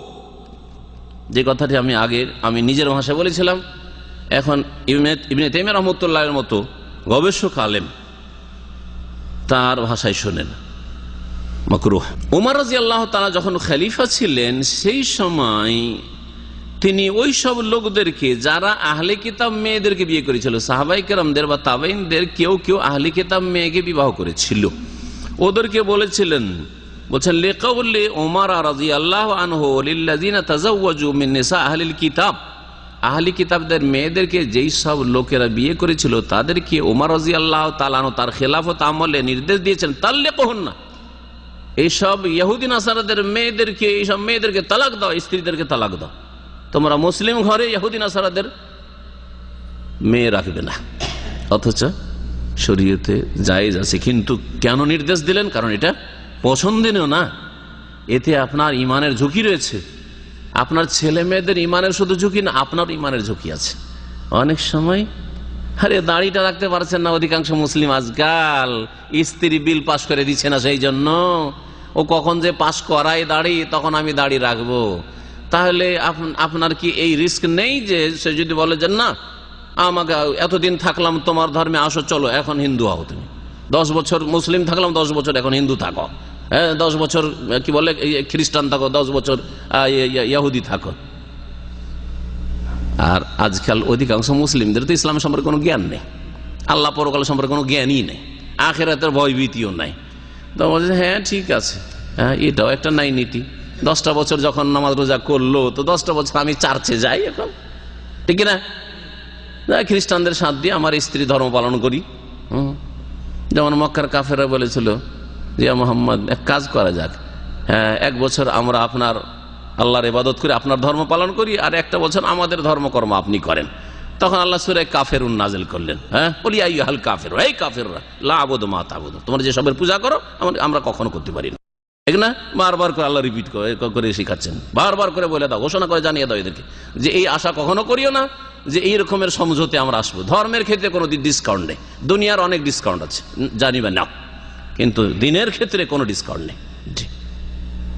যে ধর্মের ক্ষেত্রে ভালোবাসা দিবস পালন করা শুরু করবেন, হ্যাঁ ধর্মের ক্ষেত্রে আপনার হিন্দুদের ইহুদি নাসারদের ধর্মীয় কাজে চলে যাবেন আর সহযোগিতা করবেন, যে আমরা মিলিমিশি করি কাজ, ওরাও মসজিদ আমাদের দান খেরাত করে, আমরাও তাদের মন্দিরে দান খেরাত করি, আমরাও তাদের চার্চে দান খেরাত করি না, এর অনুমতি ইসলামে নেই। ধর্মের ক্ষেত্রে কোনো ডিসকাউন্ট নেই। হ্যাঁ গরিব অমুসলিম খেতে পায় না, খুব খাওয়ান, বিধবা চলতে পারে না, বিধবাকে দেখাশোনা করেন, ইয়েতিম মুসলিম ইয়েতিম বেশি হক রাখে, অমুসলিম ইয়েতিমও লালন পালন করেন, তাতেও নেকি পাবেন আপনি। উমর রাদিয়াল্লাহু তাআলা তালাক দিতে বলেছিলেন। যে কথাটি বলছিলাম আরো স্পষ্ট করি যে আপনারও ইমানের জন্য ঝুঁকি আছে। কখনো কখনো প্রেম ভালোবাসা স্বামী স্ত্রীতে এমন হয়ে যায় যে ভালোবাসার কারণে ইসলামের মেলা কিছুতে হয়তো আপনি কি করে দিবেন, ছাড় দিয়ে দিবেন, আর নিজের ইসলামকে আপনি খারাপ করে ফেলবেন আপনার স্ত্রীর কারণে। অন্তরে শুধু প্রাকৃতিক মহব্বতই থাকবে না, প্রাকৃতিক মহব্বত জায়েজ রয়েছে, স্বামী স্ত্রীর মাঝে একটা প্রাকৃতিক ভালোবাসা আছে। আপনার ভাই যদি অসৎ চোর ডাকাতো হয়, তারপরও একটা প্রাকৃতিক ভালোবাসা আছে, ঠিক না? এতটুকু জায়েজ। কিন্তু এটা যদি ধর্মীয় ভালোবাসায় চলে যায়, যে যেহেতু তাকে ভাই হিসাবে ভালোবাসেন, সেজন্য সেই ধর্মকর্ম যেটা করছে সেটাও ভালোবাসছেন, হ্যাঁ সে অপরাধ করছে, তার অপরাধকে ঢাকার চেষ্টা করছেন, তখন অপরাধী কিনা আপনি? অপরাধী।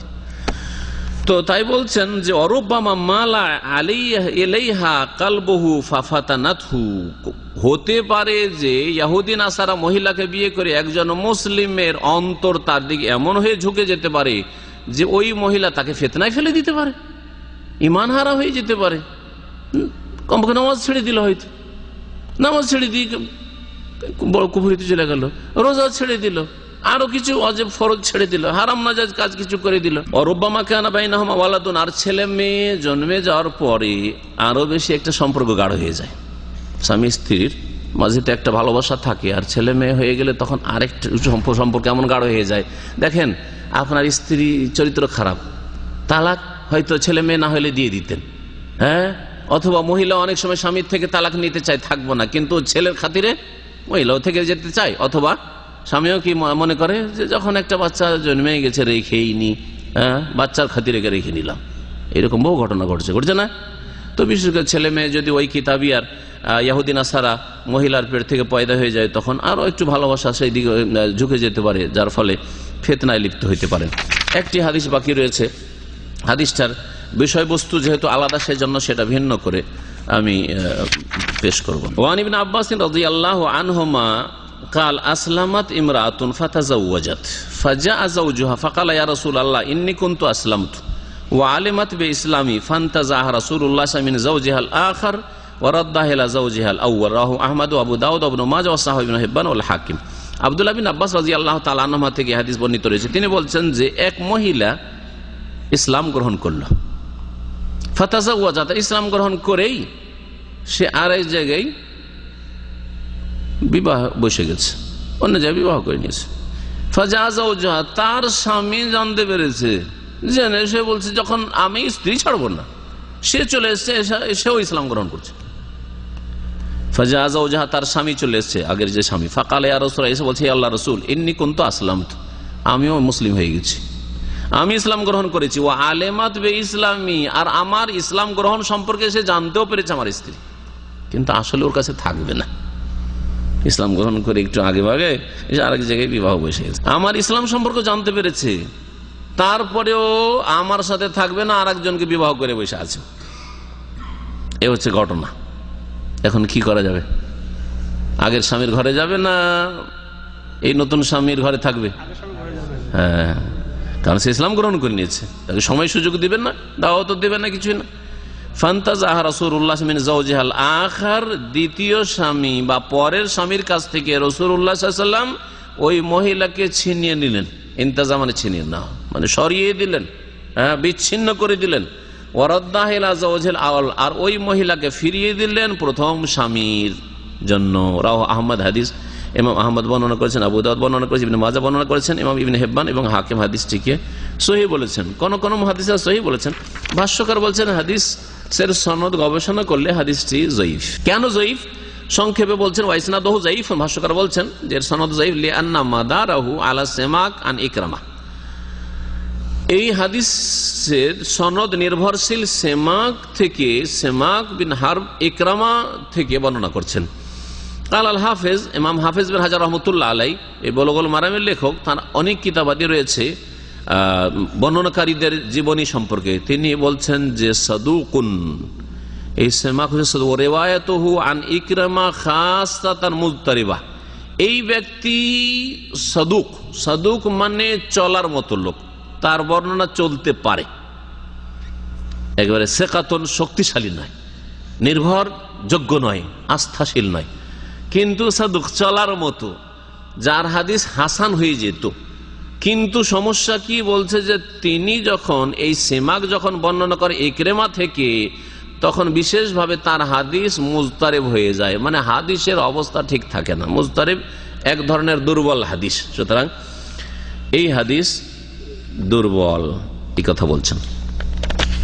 এই হাদিস থেকে যে মাসলাটি জানা গেল সেটা হচ্ছে মাসলা সহজ, হাদিসে স্পষ্ট রয়েছে যে স্বামী স্ত্রীর একজন যদি আগে ইসলাম গ্রহণ করে আর তারপরে পরে যদি দ্বিতীয় জন গ্রহণ করে, তাহলে বিনা, এখানেও বিবাহ পড়ানো হয়নি, তার কাছে কি করা হয়েছে? ফিরিয়ে দেওয়া হয়েছে। অন্য কোথাও চট করে বিবাহ বসে যাবে না, তার জন্য ইদ্যতের একটা সময় আছে। ইদ্যত পার হওয়ার পরে বিবাহ বসতে পারে, আবার অপেক্ষা করতে পারে স্বামীর জন্য, যেমন এর আগে স্পষ্ট করেছি। এখানে মোটামুটি আমাদের আলোচনা শেষ। আল্লাহ পাক রব্বুল আলামিন যেন আমাদেরকে কোরআন ও হাদিসের সহিহ মাসাইল বুঝার তৌফিক দান করেন এবং সেই অনুযায়ী আমল করার তৌফিক দান করেন। আল্লাহ পাক রব্বুল আলামিন দিন দুনিয়ার সমস্ত রকমের ফিতনা থেকে আমাদের যেন হেফাজত করেন। আল্লাহ পাক রব্বুল আলামিন জান্নাতের পথে থাকার যেন তৌফিক দান করেন। আল্লাহ পাক রব্বুল আলামিনের কাছে দোয়া করি আল্লাহ পাক রব্বুল আলামিন আমাদেরকে সহি আকীদা গ্রহণের তৌফিক দান করেন, সহি শুদ্ধ ইবাদতের তৌফিক দান করেন, হালাল বৈধ নেক জীবন যাপনের তৌফিক দান করেন। সাল্লাল্লাহু আলা নবিয়িনা মুহাম্মদ ওয়া আলা আলিহি ওয়া সাহবিহি আজমাইন। এক ভাই বলছেন যে আমার বক্তব্যে এক জায়গায় বলেছে মুরসাল হাদিস যঈফ, আর এক জায়গায় মুরসাল হাদিস দলিল হিসাবে পেশ করেছি। এর জবাব হচ্ছে যে মুরসাল হাদিসের যদি সমর্থক হাদিস না থাকে তো এই হাদিস হচ্ছে যঈফের উচ্চ স্তর, মানে সর্বনিম্ন যঈফ মুরসাল হাদিস। কিন্তু মুরসাল হাদিসের যখন সমর্থক অন্য সূত্র থেকে আসে তখন হাদিসটা হাসানে পৌঁছে যায়। যেখানে আমি দলিলে পেশ করেছি সেখানে সমর্থক মোতাবাত বা শাওয়াহিদ রয়েছে যারা হাদিসের ভাষাগুলি বুঝে, সুতরাং হাদিসটি হচ্ছে হাসান। যেমন বুকের উপরে হাদিস, হাত বাঁধার হাদিস, আসলে ওইখানে এদের এই মাসলা নিয়ে মাথায় ব্যথা। বুকের হাত বাঁধার হাদিস মুরসাল কোন রিওয়ায়াত থাকলেও তার সমর্থক হাদিসের কারণে হাদিস হচ্ছে হাসান, আমলযোগ্য, বরং সহিহ হয়ে যেতে পারে যদি আরো অন্য সূত্র দ্বারা হাসান থাকে। একটি হাদিস হাসান আর আরেকটি হাদিস হাসান লে গায়রি, কয়েক সূত্র থেকে আসলে সেটা সহিহ লে গায়রি পর্যন্ত পৌঁছতে পারে। সহিহ লে গায়রিহি পর্যন্ত পৌঁছতে পারে। এই জন্য আল্লামা আলবানী, আমার কথা আল্লামা আলবানী রহমতুল্লাহ আলী বুকের উপর যে হাত বাঁধার হাদিস, এই হাদিসকে তিনি সহি বলেছেন। আর এই মর্মে বিস্তারিত আলোচনা আছে যে নামাজে বা সালাতে হাত কোথায় বাঁধবেন, ওতে বিস্তারিত আলোচনা শুনতে পারবেন। জি, সুবহানাকাল্লাহুম্মা ওয়া বিহামদিকা আশহাদু আল্লা ইলাহা ইল্লা আনতা আস্তাগফিরুকা ওয়া আতুবু ইলাইক।